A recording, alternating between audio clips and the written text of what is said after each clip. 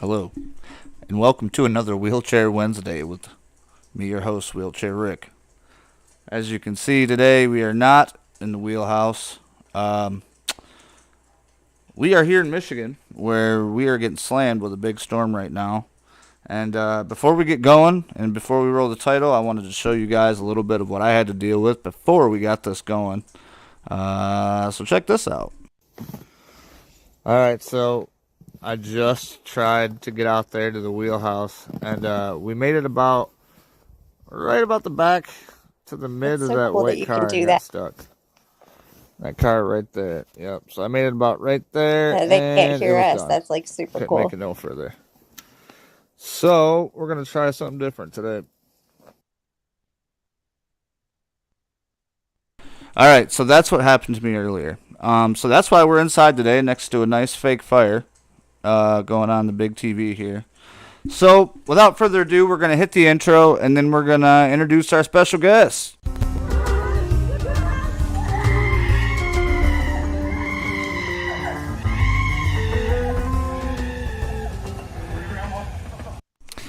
So today's special guest is our friend Erika Bogan. I don't have any of the cool things, so I'll just do this for you. It is Welcome. awesome to be here with you. I'm excited to chat it up. Nice, yeah. I ran across you in a couple groups. I mean, that's how I find a lot of you guys that I talk to. Is like I'll just go through groups and I'll find posts and different things. Yeah, And then I'll just send you a message. I think like I did. I think I messaged something on your post that you made, and then we talked after that. yeah, yeah. So before we get into these questions, we had talked a little bit about you had mentioned that you had climbed a mountain in a wheelchair. That's right. That's right. Why don't you go ahead and tell us about that? First of all, before you do that though, what's your injury level and stuff? So I am T10, or I'm sorry, T11, T12 incomplete. So I'm a para. The incomplete, I can't bear weight. I can't walk at all. Um, but I can move my legs, and I do have some limited sensation in my legs, which isn't always a good thing because of the nerve pain. Right. um, but but I did. I In September of last year, I traveled to Tanzania and climbed the tallest freestanding mountain in the world, which is Mount Kilimanjaro. It is also called the rooftop of Africa. A lot of people ask me, like, well, what does a freestanding mountain, like, what does that mean? It just basically means it's a volcano. It's not a part of a mountain range. So it's a freestanding mountain. Nice. Um, I did not know that, we by the way. were, Thanks for yeah. that share. Well, Been and I excited. honestly, yeah, I didn't know it either until yeah, just had this really weird whim to be like, let's climb Mount Kilimanjaro. And that's just kind of how it came to be. And I started learning about the mountain. But the biggest thing that kind of drew me to it is it's always been one of my dreams to go to Africa. Never did I think that I would go to Africa and then climb its tallest mountain. Right. Um, but I did with the help of amazing friends. And I had a team of people that helped me, as well as a lot of the Tanzanian mountain guides and porters. Yeah, They all really I did helped. see you had a video of like certain passes, like you couldn't like make it through certain parts. So like the Yep. dude's literally got him or you, I think, on his shoulders or something, and I he's was on just his like, back. yeah, he's just Back. like carrying Yeah. you, just straight like, Yep. we're gonna bring her to the next spot, get her down, and then Yep. she'll be good to go again. That's Yeah. pretty Yeah. cool. The thing about that though was so like on summit day, so the peak, the highest part of the mountain that you can climb to is the it's called Uru Peak, Hmm. which just basically means freedom in Swahili. And it's 19,000, I believe, 637 feet. So Wow. you're just about, yeah, you're just about, I think it's 600 feet below the death zone. So the hardest part about being carried the way that I was carried was when you're at really high altitude, everything is heavier, including yourself. Oh, of course. And there's a lot less oxygen to breathe. So you get altitude sickness. I was very, very lucky that I didn't get altitude sickness. But it was really hard to breathe. And I was in a lot of pain actually being carried. and it was summit day alone. I was carried on their backs for 12 hours. Wow. So being in that position, and my shoulders are already really bad because I'm also a CrossFit athlete and I do Spartan and Tough Mudder races. Mhm. And I have multiple tears in like both shoulders and my shoulder cuffs. So they already weren't very good. And we had, I think, about 5 days of pushing a wheelchair along with my team, helping pull and push as well. Right. And my shoulders were done. So being in the position of like a piggyback and having to have my arms up and like around them, it was awful. They said that I blacked out like 5 times just from Oh the my pain. On gosh. Yeah, I'd black out, and the Americans that were with me, my basically they're like my family, my brothers that traveled with me and helped me climb the mountain. They would tell the porters like, no, no, no, it's not. She's not sick. Like you just have to keep going. She's just in a lot of pain. And Right. so I'd come to, and I first thing I would say to him is like, just keep going. Like we have to get to the top. We've come this far. We've got to make it. You're a braver one than I gotta tell you that. I wouldn't be able to. There's no way. Especially no. That's. I mean, you said 19,000 feet, and even raising this thing up Yeah, pretty high and going fast through a casino. Sometimes I get. You know what I mean? Like little height dysphoria or whatever. But no, that's a great yeah. accomplishment. Insert hand claps and do do do do. You know what I mean? My buttons that I don't have today. Well, so I think it's important to say I didn't do it just to climb the mountain. I actually did it with a purpose. I am not a mountain climber. I am an athlete, and I do anything that I do sports wise or athletically is always kind of outside of the box. But I did it really to get awareness and people's attention around suicide in our community and the disabled community because I've lost entirely too many friends to suicide. And Right. just really, I think that the biggest part of the problem is just the lack of understanding and resources, lack of understanding about our lives and the things that we face that sometimes get us to a place where we don't want to keep going. Oh, for You sure. know, I think for a lot of us, anybody. Or I'm sorry. I didn't. fighting our, Go ahead. I was going to say, for a lot of us, it's fighting our own bodies, No, you for know? sure. Yeah, and I think what I was gonna say is like I think every one of us that's been in a situation like we have, either whether it be a traumatic accident or even being born with something is it's a Yeah. struggle, and I mean each one of us have probably been there and thought about Yeah. it and contemplated it and like, well, what if, I mean, so I think it is a really big kind of thing to shed some light on so people kind of gain awareness of it.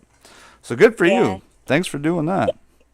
Yeah, absolutely. You got to try to keep us wheelers alive.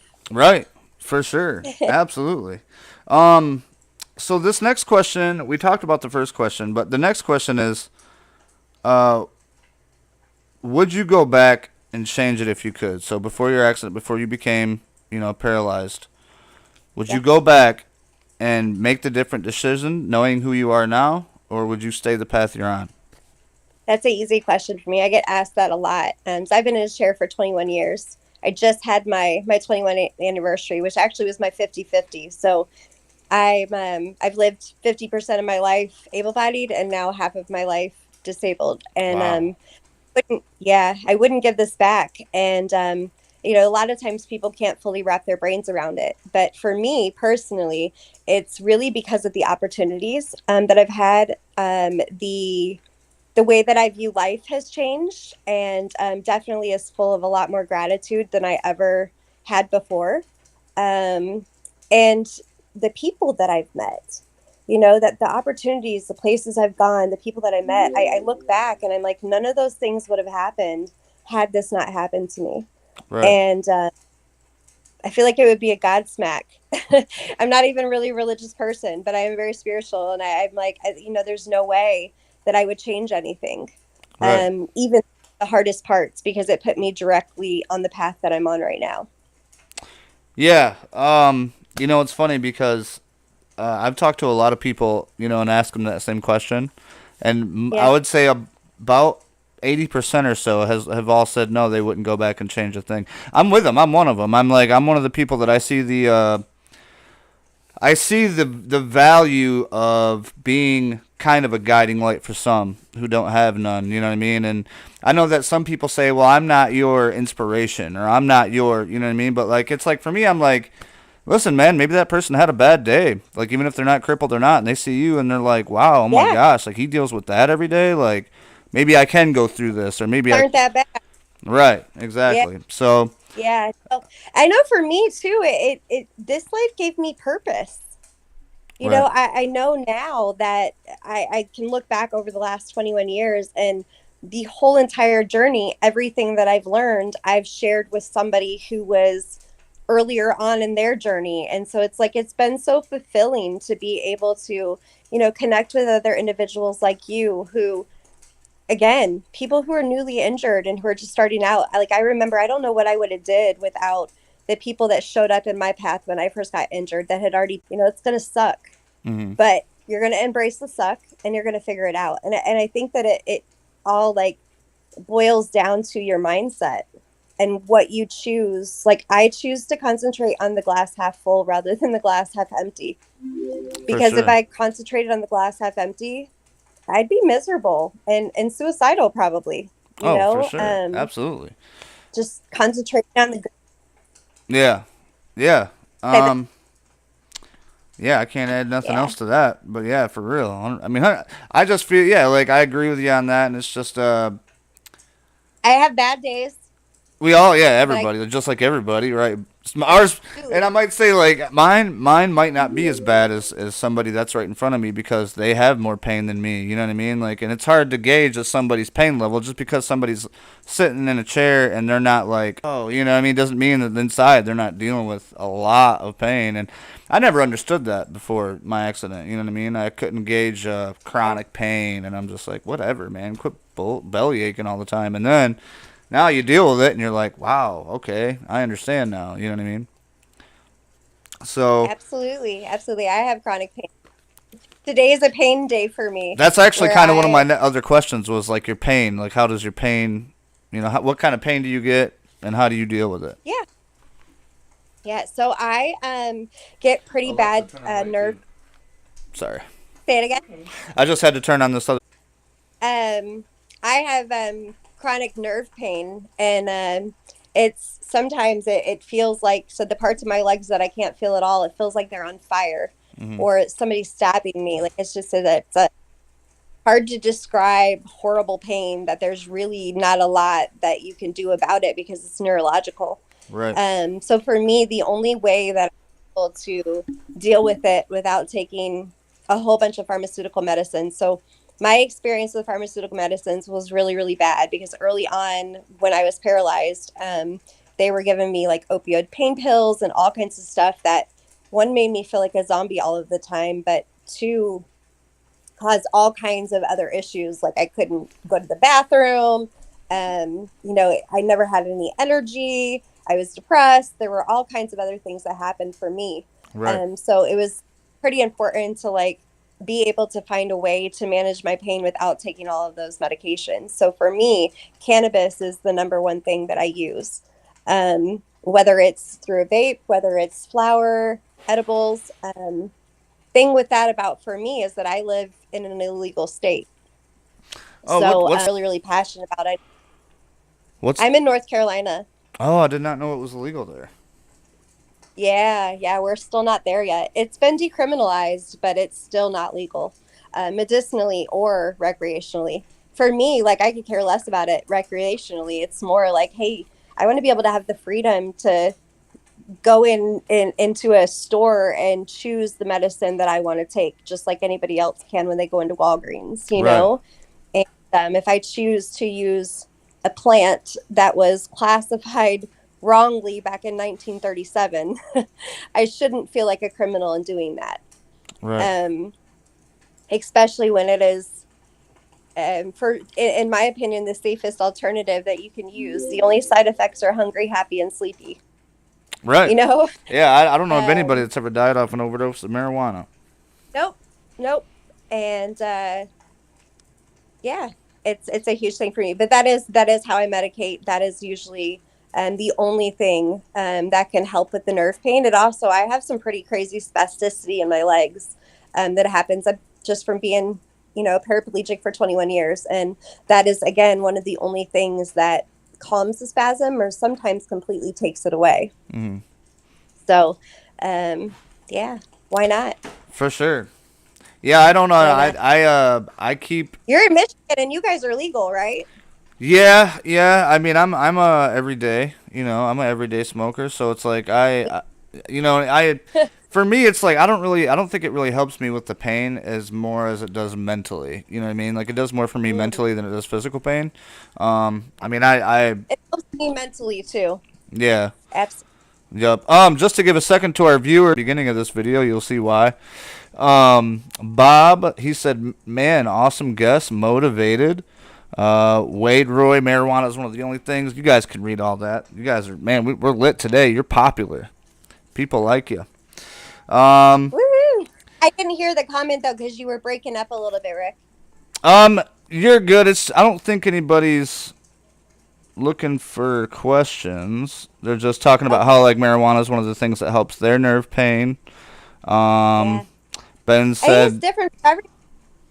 "Oh, So but I actually have a friend here in North Carolina who's also a para, and she's the same injury level as me, and every different kind of CBD or just cannabis, hemp, whatever that she's tried actually made her nerve pain worse. So I always tell oh, people when they ask, like, it doesn't work for everybody. You know, right, uh, Probably goes back to our chemical makeup and our cannabinoid systems. I mean, we're all individuals, right." but it is what we.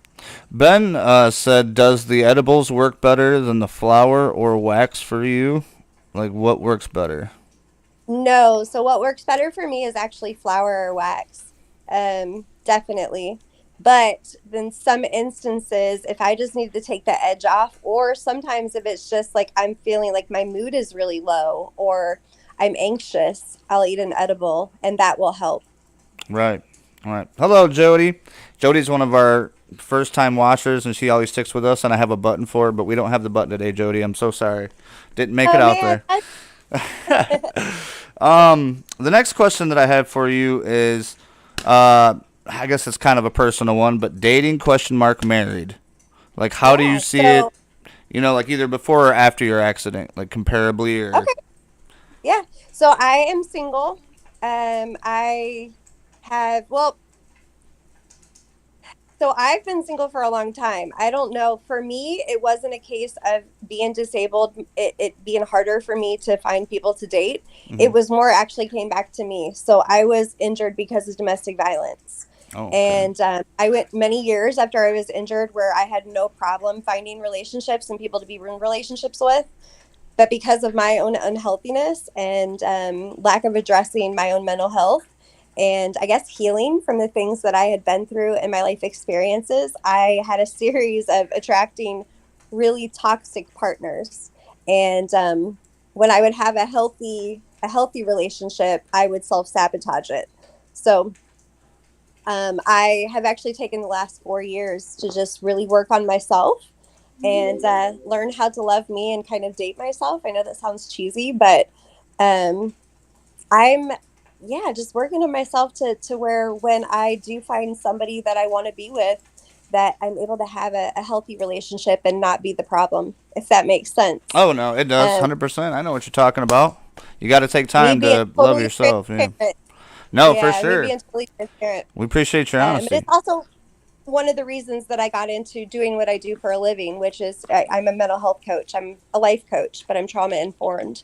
And so I pour a lot of energy into the people that I help and helping them, not just from like my certifications and the knowledge that I gained going back to school, but more so, I think, from my own personal experiences and being able to give them different perspectives around healing. I think all of us have a level of healing that we all need to do, whether it's around relationships or just the way we view ourselves, the way we talk to ourselves, um, yeah, the way we respond to stress.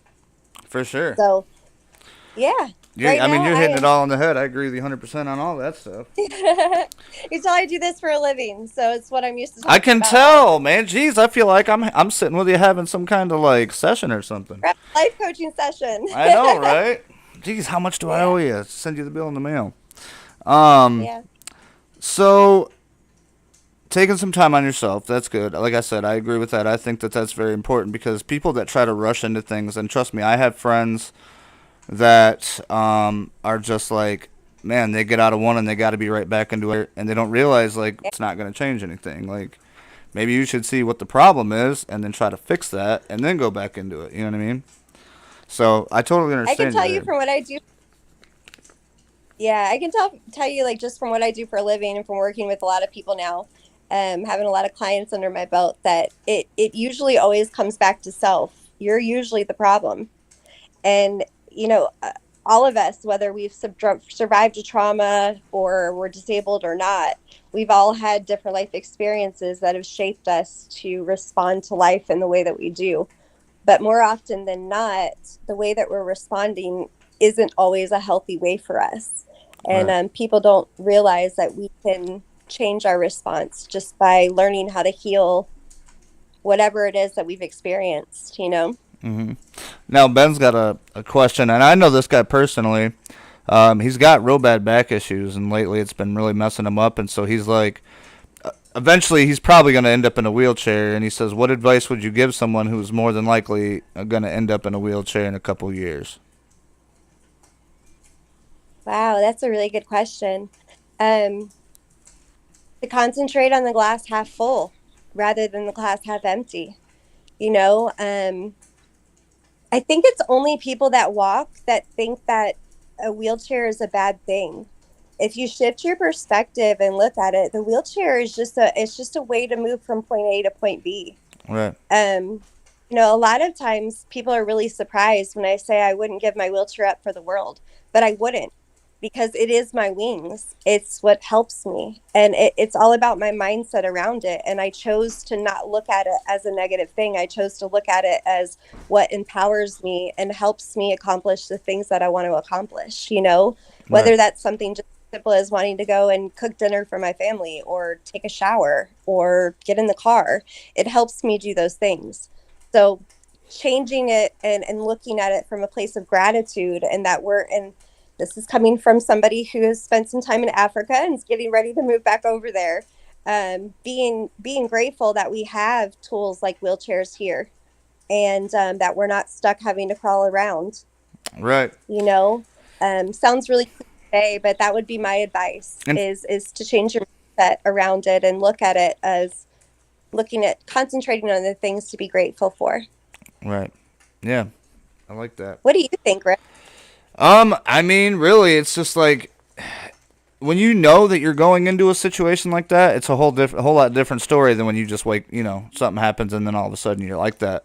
Yeah, So it's like I think you do have time to mentally prepare. You do have time to kind of mentally prepare yourself and just know that hey, it's not going to be the end of the world.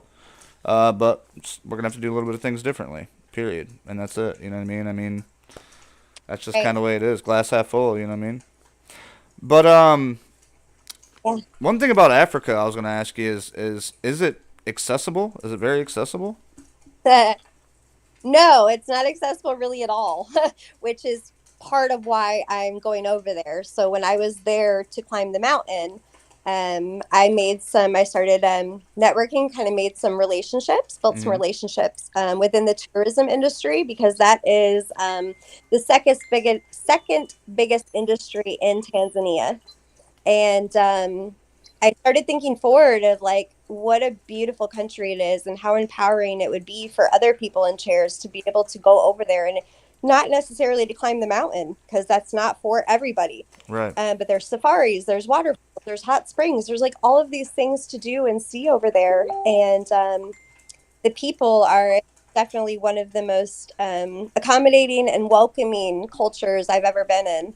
And so I started talking to the lady actually who owns the resorts and the tour companies in and around Mount Kilimanjaro Nice. region, and found out that there isn't a lot of people like me that go over there because of the accessibility. And so I started talking to her and telling her that I would love to help her learn about accessibility and why it's important, and kind of help open up some more accessible tourism in Tanzania, because I think it would be very, very beneficial for anybody, not just people with disabilities, but anybody to be able to go over there and have that experience of being in an African country. All right. Um, so that's why I'm going over there, is actually to help teach accessibility and teach disability etiquette and kind of help change the culture over there around disability. It's a very, very sad situation for the people who are Tanzanian and are born or acquire their disabilities. And a lot of it just boils down to the culture. Tanzania, along with a lot of the other African countries, are way behind the rest of the world. Like Tanzania specifically is about 60 years behind the rest of the world when it comes to knowledge and understanding about disability. And so people over there who have disabilities are very oppressed and are usually forced to beg because it's the only way to survive. Right. And so I feel like by helping opening up the accessible tourism and teaching them, working with the Ministry of Tourism as well as the tour operators and the hotel owners over there to make things more inclusive and accessible and get more foreigners over there with disabilities, it will help change the culture ultimately for the Tanzanians. Right. So that's the hope. And that's actually why I'm going, the main reason I'm going. Nice. I like it. That was a good answer. I mean, all the stuff you think in your head and the stuff, because I follow a couple YouTubers that do like backpacking and like traveling. And I've seen a couple videos of Tanzania, but it's like you look at those videos and you're like, how? Like I don't understand. Uh, That doesn't seem like a yeah, place out, with my Apex composite motions the way manual that chair. I'm actually getting ready to live over there is completely inaccessible and totally outside the box of scale. Right. So, 3 months. And so there's possibility that we might have like a week or two with no electricity because the power grid is too strained. So Wow. I'm also doing it the other half of doing it is also I'm continually intentionally putting myself into situations that push me outside of my comfort zone so that I can continue to grow as a person and just be more confident in who I am and what it is that I am able to accomplish. Like we all have personal power, and I know, like for me personally, I've given away my personal power a lot of times just to life. And so me, this is also a growth thing for me, and to be able to have a totally different life experience, which I'm pretty sure is going to be even more life changing than what I've already experienced. Right. So I'm Sounds. looking to it. It sounds like an Yeah, adventure. That's for sure. I'll say that. It sounds like an it adventure. will be. Yeah. I keep Um. joking around. I'm going to like living person. Right. You're like But it's gonna be I'm so looking much forward to fun. Right. Um. Want to say hi to it. everybody watching. What's up, D? I see you. What's happening? The next question I have is, what is something that you wish you could do now that you can't no more that you did before all the time? Wow, that's a really good question because there's really not a lot that I can't do that I did before. Now, in saying that, when I do things that I did before, obviously it looks different because I'm in a wheelchair now. Right. But I've kind of adapted my life. You know what? I do know. And it doesn't really apply as much anymore as it did about 5 years ago because my kids are older now. But the first time that I took my kids to a trampoline park, I cried because I wanted so badly to To be get able up to there go and out on jump those with them. trampolines Yeah. and just my kids. And yeah, so that would be one thing. The other thing, and I actually share this with a lot of people, like when they ask me, do I ever want to walk again? And I'm like, no, not really. I'm pretty good with being on wheels.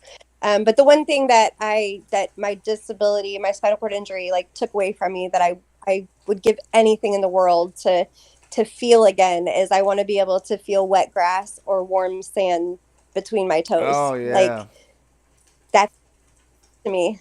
Yeah, Yeah. I See, now miss you that to be just able as to soon as feel you that. said that, I could feel in my mind the kind of what I remember it feeling like. You know what I mean? I was never really a Yeah. take your shoes off type person, but I mean when you're like when you're outside and it's nice out on a summer day, you know what I mean, and you're just like flip flops or something, or if you're at the beach, yep. I'm a barefoot hippie. I hate shoes even now. So being able to feel wet grass or warm sand was always like a really big thing that I was always really grateful for. Right. Even more so when I couldn't feel it anymore. Right. What is your the next question I got is what is your hobbies? What do you do now like that you like to do, or did you change it up like beforehand before you got injured to now, or like how's that? What's that like? Yeah. My likes and desires absolutely changed 110%. The things that I enjoy now is like my hobbies now is anything that's like extreme sports. I do, like I mentioned earlier, I do Spartan and Tough Mudder races. Right. And yeah, that's where it's one of the ways I fill my cup back up. I love out in the mud and the woods and my wheelchair with my team and learning how to climb obstacles and complete these races. And we're gonna put all your stuff in here That too, would the definitely description, so people know that we're putting all of her stuff, all of her social medias, her video stuffs, all in one. We're gonna put that on here after we're done doing all this. perfect. Yup. Yeah, so that's my hobby. Like I like to go do these crazy mud races all over the country, and Nice. my hobbies kind of shifted. Like the things that I enjoy and that I'm passionate about, which would be the things that I do as a hobby, have all shifted to like I do it absolutely for myself because I have a lot of fun, and it pushes me past the boundaries I set on myself. But I also like do it because I know that there's other people out there, like especially able-bodied people that are watching, and maybe they're having a hard time getting off the couch, and they see me out there doing these things, and I hope it empowers them to get off the couch. Right. For So sure. yeah, Nice. Um, the last question I got for you is, I think, one of the most important. Why I started doing this in the first place, is to help newly injured people. You know, somebody that's been newly injured, that's laying in the hospital, that has access to YouTube or something. That like the first thing I typed in was my level of injury, because I wanted to see, you know what I mean, who else was out there living the so same way I was. broke up. So the only thing I heard was your Oh, level of I was injury. gonna say, what is the biggest piece of advice you could tell to somebody who is newly injured? The best piece of advice. Yeah, like the one thing you would tell somebody newly injured to give them for like a good piece of advice. Um, I mean, we kind of covered this before with another guy, but this was before he was yeah, getting ready to come up. yeah, but it would really be about the same advice, is just to have a mindset of taking life moment by moment, and just truly trying to be grateful and concentrate on the things that you have to be grateful for. Um, you know, Life doesn't always look like we think it's going to look, um, but life is important, and it can be anything we choose for it to be. So why not choose to be grateful and yeah, to be happy with the things that we do have. Nice. That's my advice. I like it. Here's another part where I'd hit the clap buttons, but I don't have it, so I'll clap for you. We'll add my own sound Clap, clap, effects clap. today. I know, right? Well, stick with me, Erica. We're gonna go ahead and wrap this up. I'll hit the intro, and then I'll talk to you here in a little bit afterwards. For everybody else, thanks for joining us today. Like I said, all Erica's contact, or not contact info, but all of her social media, Instagrams, videos, stuff like that, all that stuff, we're going to have a link for it. Yeah, we'll have a link for that in the description once we get this all done and I go back and edit it and do my stuff. So be sure to check her out. Go give her a like, follow, share, all that stuff. And then we have on deck next Wednesday, we have a special person. I'm not going to say who it is, though, until after this weekend, because he was one of our first ones that we tried to do, and it didn't work really well because I was just starting. So now I finally got stuff working right, and we're going to see if we can get him in here next week. But thanks for watching, everybody. Erica, stay with me, and we'll see you next time. Yeah.